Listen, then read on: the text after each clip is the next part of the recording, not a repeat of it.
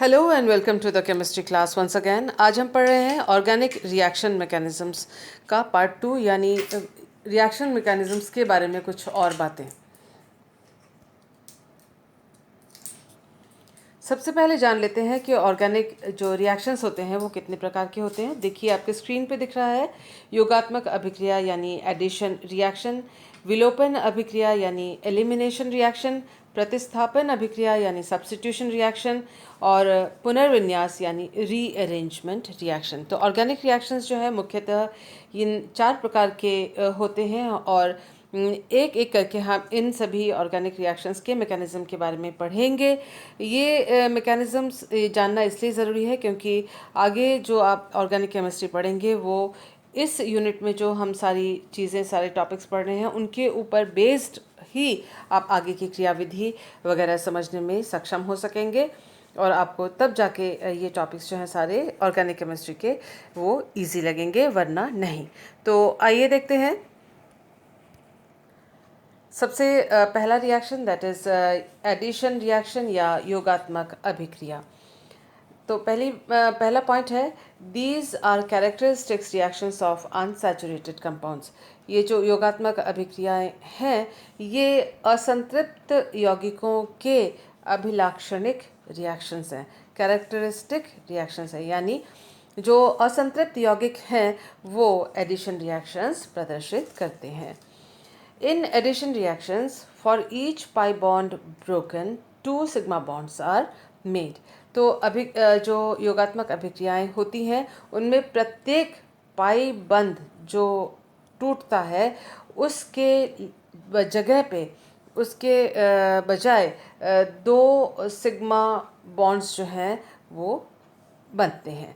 So in place of each pi bond broken, हर एक pi bond के टूटने पर 2 नए सिग्मा बंधों का निर्माण होता है।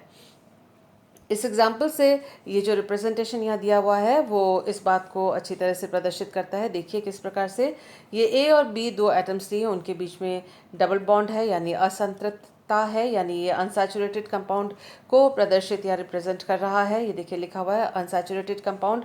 इसमें एक पाई बॉन्ड है और एक सिग्मा बॉन्ड है जो कि यहाँ दिखाया हुआ है पाई और सिग्मा जो रेड कलर से लिखा हुआ है। तो यानी एक सिग्मा बॉन्ड और एक पाई बॉन्ड इस मॉलिक्यूल के अंदर है।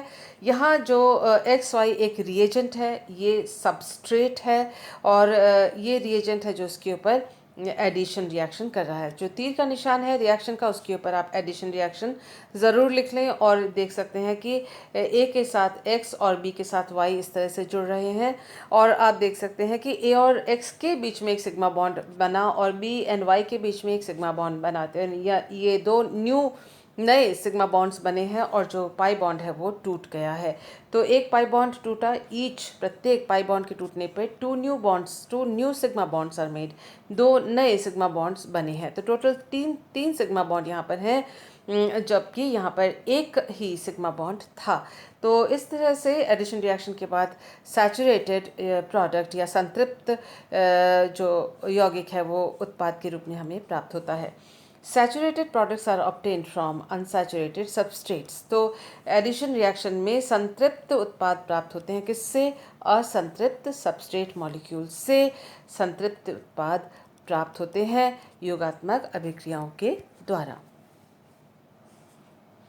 एग्जाम्पल्स देख लेते हैं। देखिए उदाहरण देख लेते हैं। ये देखिए सबस्ट्रेट है जिसके ऊपर जो कि सबस्ट्रेट इसलिए है क्योंकि जो नया बंध बन रहा है वो है कार्बन और ब्रोमीन के बीच में बॉन्ड। ये सी और बी आर के बीच में जो बॉन्ड है इसमें जो सी एटम दिया है वो इस मॉलिक्यूल ने दिया है, तो इसलिए इसको सबस्ट्रेट मॉलिक्यूल कहा जाएगा और इसको रिएजेंट कहा जाएगा। तो CH2 double bond CH2 ethene में ब्रोमीन रिएजेंट एडिशन रिएक्शन करता है जिससे कि आप देख सकते हैं CH2Br यानी CBr एक बॉन्ड बना, ये एक बॉन्ड बना और 2 सिग्मा बने और इस तरह से डाइब्रोमो यौगिक हमें संतृप्त यौगिक उत्पाद के रूप में प्राप्त हुआ। इसी तरह से हम देख सकते हैं कि प्रोपीन है, प्रोपीन में CH3 का इंडक्टिव या प्रेरणिक प्रभाव होता है, इलेक्ट्रॉन वो धकेल रहा है CH की तरफ, और ये CH2 जो है पाई बंध के इलेक्ट्रॉन्स को अपनी ओर आकर्षित कर लेता है, जिसकी वजह से यहाँ डेल्टा माइनस चार्ज या इस कार्बन के ऊपर इलेक्ट्रॉन्स की अधिकता यानी डेल्टा माइनस चार्ज इसके ऊपर आ जाता है। और यहाँ पर जो H है, हाइड्रोजन है, उसके ऊपर डेल्टा प्लस चार्ज होता है, क्योंकि ब्रोमो जो है वो इलेक्ट्रोनेगेटिव है। तो यहाँ इलेक्ट्रॉन की कमी और यहाँ इलेक्ट्रॉन की अधिकता, इस वजह से जहाँ इलेक्ट्रॉन की कमी है वहाँ Br जाके जुड़ा, यानी प्लस चार्ज जहाँ पर है, इलेक्ट्रॉन न्यून जहाँ पर है वहाँ पर Br जाके जुड़ा, तो ये CH के साथ Br, और यहाँ CH2 के साथ हाइड्रोजन इसलिए जुड़ा है क्योंकि यहाँ इलेक्ट्रॉन की अधिकता है और हाइड्रोजन पर इलेक्ट्रॉन की कमी है, जिसकी वजह से डेल्टा प्लस इसके ऊपर चार्ज है, तो ये CH2Br यहाँ जाके जुड़ता है। तो कुल मिला के ये CBr और CH बॉन्ड ये दो नए बनते हैं, और ये जो पाई बॉन्ड है वो टूट कर यहाँ पर सिर्फ सिग्मा बॉन्ड रह जाता है कार्बन और कार्बन के बीच में। इसी तरह से यहाँ पर एक और एडिशन रिएक्शन आप देख सकते हैं, HOH यानी वाटर मॉलिक्यूल का एडिशन हो रहा है, और हाइड्रोजन उस कार्बन से जुड़ता है जहाँ पर पहले से हाइड्रोजन की संख्या ज़्यादा है, यानी ये मार्कोनिकॉफ नियम के अनुसार था। उसी तरह से ये भी मार्कोनिकॉफ नियम के अनुसार ये एडिशन रिएक्शन या योगात्मक अभिक्रिया हुई है। नेक्स्ट एडिशन रिएक्शन का जो एग्जाम्पल है वो कार्बोनाइल यौगिक की ओर से दिखाया जा रहा है। यहाँ पर देखिए, ये एल्डिहाइडिक फंक्शनल ग्रुप या क्रियात्मक समूह है, और C डबल बॉन्ड O यहाँ पर जो है वो फंक्शनल ग्रुप या मुख्य जो समूह है वो ये है कार्बोनाइल समूह, और इसमें कार्बन की इलेक्ट्रोनेगेटिविटी कम है, ऑक्सीजन की इलेक्ट्रोनेगेटिविटी यानी विद्युत ऋणता ज़्यादा है, यानी ये कार्बन के ऊपर डेल्टा प्लस चार्ज और ऑक्सीजन के ऊपर डेल्टा माइनस चार्ज होता है। तो यहाँ देख सकते हैं कि हाइड्रोजन साइनाइड का एडिशन हो रहा है, तो H प्लस यहाँ जहाँ इलेक्ट्रॉन की अधिकता होती है डेल्टा माइनस उस पर जाके जोड़ेगा, तो देखिए OH बना। उसी तरह से कार्बन पर क्योंकि इलेक्ट्रॉन की कमी होती है, क्योंकि पाई बंध के इलेक्ट्रॉन्स ऑक्सीजन विद्युत ऋणी होने के कारण अपनी ओर आकर्षित या अट्रैक्ट कर लेता है, इलेक्ट्रोनेगेटिव है ये ज़्यादा ऑक्सीजन इसलिए, तो इसके ऊपर प्लस आके जुड़ेगा, और कार्बन के ऊपर इलेक्ट्रॉन डेफिशिएंसी इलेक्ट्रॉन न्यूनता होने के कारण CN उसके साथ जुड़ेगा। देखिए CCN बॉन्ड यहाँ पर बना। तो इस तरह से एक साइनोहाइड्रिन का निर्माण होता है। साइनोहाइड्रिन एज अ प्रोडक्ट हमको उत्पाद के रूप में हमें प्राप्त होता है योगात्मक अभिक्रिया के द्वारा। तो हम एडिशन रिएक्शंस के बारे में पढ़ रहे हैं। सबसे पहले हम एडिशन रिएक्शंस पढ़ेंगे आज, और तो इसमें देखिए इलेक्ट्रोफिलिक एडिशन रिएक्शन होता है, न्यूक्लियोफिलिक एडिशन रिएक्शन होता है, फ्री रेडिकल एडिशन रिएक्शन होता है, और पेरिसाइक्लिक एडिशन रिएक्शन होते हैं। तो एडिशन रिएक्शंस भी 1, 2, 3 और 4 प्रकार के एडिशन रिएक्शंस होते हैं। एक एक करके हम एडिशन रिएक्शंस के मैकेनिज्म्स को पढ़ेंगे, लेकिन पहले जान लेते हैं कि ये एडिशन रिएक्शंस के बारे में कुछ मुख्य बातें। देखिए, nature of first attacking reagent, जब किसी भी असंतृप्त जो निकाय है या अनसैचुरेटेड सिस्टम है उसके ऊपर जब एडिशन होता है, तो nature of first attacking reagent यानी सबसे पहले इस असंतृप्त निकाय पर आक्रमण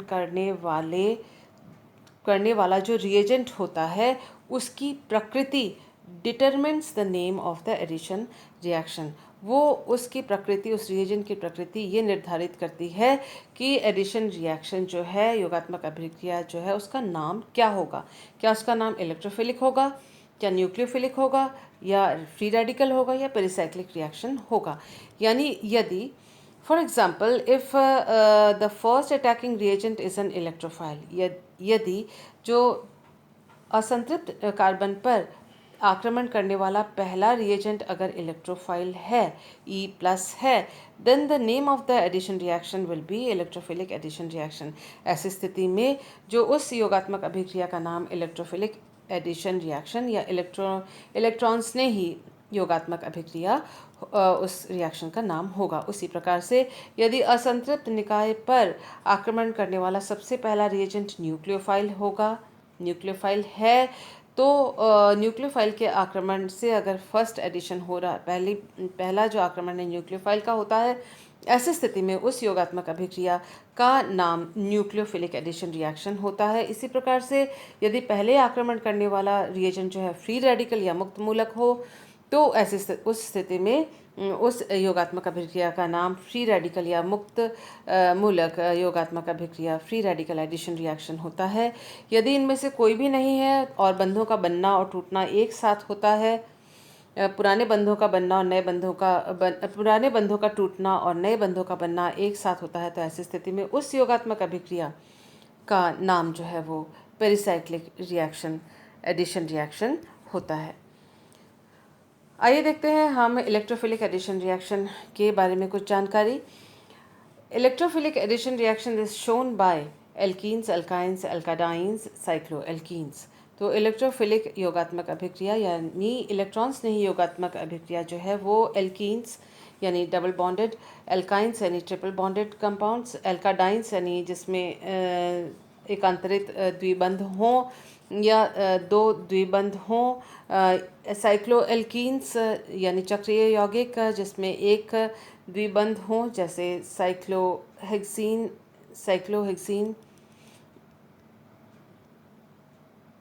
इत्यादि। इन यौगिकों के द्वारा इलेक्ट्रोफिलिक एडिशन रिएक्शन प्रदर्शित किया जाता है। इन दिस मैकेनिज्म, इस अभिक्रिया की क्रियाविधि में the unsaturated bond is firstly attacked by an electrophile, यानी इस अभिक्रिया की क्रियाविधि में इलेक्ट्रोफिलिक एडिशन रिएक्शन की क्रियाविधि में जो असंतृप्त बंध है, अनसैचुरेटेड बंध है, वो सबसे पहले उस पर इलेक्ट्रॉन स्नेही का आक्रमण होता है। That is why this reaction mechanism is called as electrophilic addition reaction. इसी कारण से इस अभिक्रिया की क्रियाविधि को इलेक्ट्रोफिलिक एडिशन रिएक्शन कहा जाता है। It is a two step reaction mechanism. यह दो चरणों में संपन्न होने वाली अभिक्रिया की क्रियाविधि है। पहला step, first step, step number 1, attack of electrophile on the electron rich double bond और ट्रिपल बॉन्ड।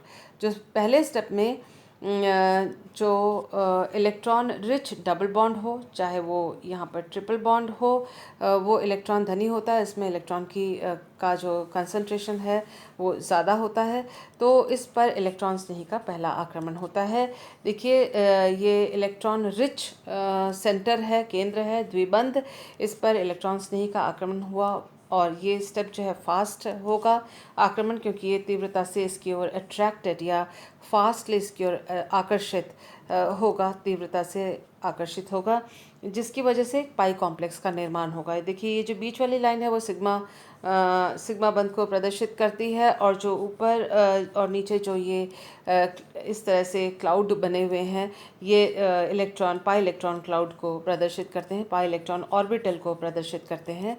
इस पर जाकर ये इलेक्ट्रॉन्स नहीं इससे आकर्षित हो जाता है और इसका जो नाम है वो पाई कॉम्प्लेक्स होता है। ये स्क्वायर ब्रैकेट्स जो हैं वो प्रदर्शित करते हैं कि ये जो कॉम्प्लेक्स या संकुल बना है ये अस्थायी या अनस्टेबल है। इसके बाद धीरे से स्लो स्टेप में धीमी गति से ये जो पाई कॉम्प्लेक्स है सिग्मा कॉम्प्लेक्स में परिवर्तित या चेंज हो जाता है, और आप देख सकते हैं कि जो बना है वो है कार्बोनियम आयन इंटरमीडिएट, क्योंकि कार्बन के ऊपर प्लस चार्ज आ जाता है, और जो इलेक्ट्रोफाइल है इन दोनों कार्बन में से किसी एक कार्बन के साथ वो सिग्मा बॉन्ड बना चुका होता है, जिसके फलस्वरूप as a result of which हमें कार्बोनियम आयन इंटरमीडिएट मिलता है। Step 1 is a slow step और RDS। स्टेप 1 जो है ये प्रथम स्टेप जो है वो एक धीमी गति का चरण है और RDS कहा जाता है। R यानी रेट, D यानी डिटरमिनिंग, S यानी स्टेप, रेट डिटरमिनिंग स्टेप यानी गति निर्धारक चरण कहा जाता है इसको, क्योंकि इसकी गति धीमी है और इस धीमी गति के रेट के ऊपर ही पूरे जो रिएक्शन ओवरऑल रिएक्शन है उसकी गति निर्भर करती है। The rate of this step is the rate of the overall reaction. इस स्टेप की जितनी भी गति होगी वही ओवरऑल रिएक्शन की, संपूर्ण रिएक्शन की गति होगी। A carbonium ion intermediate is formed at the end of step 1। जैसा कि हम देख सकते हैं कि स्टेप 1 के आखिर में एक कार्बोनियम आयन मध्यवर्ती का निर्माण होता है। स्टेप 2 जो सेकंड स्टेप है, this is a fast step. ये फास्ट स्टेप है, तो हम इलेक्ट्रोफिलिक एडिशन रिएक्शन, इलेक्ट्रॉन्स नहीं योगात्मक अभिक्रिया के क्रियाविधि का स्टेप नंबर 2 पढ़ रहे हैं, जो कि एक तीव्र गति का या फास्ट रेट वाला स्टेप है। और in this step nucleophile attacks the carbonium ion intermediate. इस स्टेप में जो नाभिक स्नेही है वो कार्बोनियम आयन इंटरमीडिएट मध्यवर्ती पर आक्रमण करेगा। ध्यान देने वाली बात यह है कि यहाँ सेकंड स्टेप में नाभिक स्नेही आक्रमण कर रहा है, और पहले स्टेप में जो है वो इलेक्ट्रोफाइल या इलेक्ट्रॉन स्नेही ने आक्रमण किया था। तो देखिए, इलेक्ट्रॉन स्नेही के आक्रमण से एक कार्बोनियम आयन का निर्माण होता है। इस चार्ज को न्यूट्रल करने के लिए एक न्यूक्लियोफाइल का आक्रमण होता है कार्बोनियम आयन मध्यवर्ती के ऊपर। लेकिन क्योंकि पहले स्टेप में इलेक्ट्रोफाइल का आक्रमण हुआ था, इसीलिए इस क्रियाविधि को इलेक्ट्रोफिलिक एडिशन रिएक्शन कहा जाता है। वो अलग बात है कि सेकेंड स्टेप में न्यूक्लियोफाइल का आक्रमण भी होता है, लेकिन न्यूक्लियोफाइल के सेकेंड स्टेप के आक्रमण से इस जो क्रियाविधि है उसका नाम निर्धारित नहीं होगा, क्योंकि न्यूक्लियोफाइल का अटैक बाद में होता है। जो पहले आक्रमण करता है, जो पहले कार्बन डबल बॉन्ड कार्बन पर जो पहला रिएजेंट आक्रमण करता है वो इलेक्ट्रोफाइल था, इसलिए इस क्रियाविधि का नाम इलेक्ट्रोफिलिक एडिशन रिएक्शन है। तो सेकेंड स्टेप की बात कर रहे थे हम। In this second step nucleophile attacks the carbonium ion intermediate. Attack of nucleophile is a transposition to the electrophile. देखिए, सेकेंड स्टेप जो फास्ट स्टेप है, तीव्र गति का स्टेप है, और इसमें न्यूक्लियोफाइल का आक्रमण होता है। वह न्यूक्लियोफाइल कार्बोनियम आयन मध्यवर्ती पर आक्रमण करता है, और attack of the nucleophile is a transposition. जो न्यूक्लियोफाइल का जो आक्रमण है वो इलेक्ट्रोफाइल के ट्रांस यानी ऑपोजिट विपरीत दिशा से होता है। देखिए, ये फास्ट स्टेप है, लिखा हुआ है एंटी यानी विपरीत दिशा से, या ट्रांस भी आप यहाँ लिख सकते हैं। तो ट्रांस या एंटी अटैक होता है। देखिए, इलेक्ट्रोफाइल जहाँ है उसके ठीक ऑपोजिट साइड में न्यूक्लियोफाइल ऐड हुआ, और इन सब के वजह से स्टेप 1 और स्टेप 2 की वजह से इस तरह से हमें एक संतृप्त सैचुरेटेड एडिशन योगोत्पाद या योगात्मक अभिक्रिया का उत्पाद हमें प्राप्त होता है, जो कि ट्रांस या एंटी है। तो हम पढ़ रहे हैं अनसैचुरेटेड या सी डबल बॉन्ड सी पर हमने इस वक्त आक्रमण देखा था, एडिशन रिएक्शन देखा था, जिससे इलेक्ट्रोफिलिक एडिशन रिएक्शन के द्वारा हमें सैचुरेटेड एडिशन प्रोडक्ट, सैचुरेटेड या संतृप्त योगोत्पाद प्राप्त हुआ है स्टेप 2 के बाद। मुझे उम्मीद है आज के वीडियो में जो इन्फॉर्मेशन आपको दी गई है वो समझ में आई होगी। फिर भी अगर आपको कोई डाउट हो तो व्हाट्सएप नंबर पे आप मुझे इस टॉपिक के रिगार्डिंग जो डाउट है उसके बारे में आप मुझे कांटेक्ट कर सकते हैं। Thank you for being with me.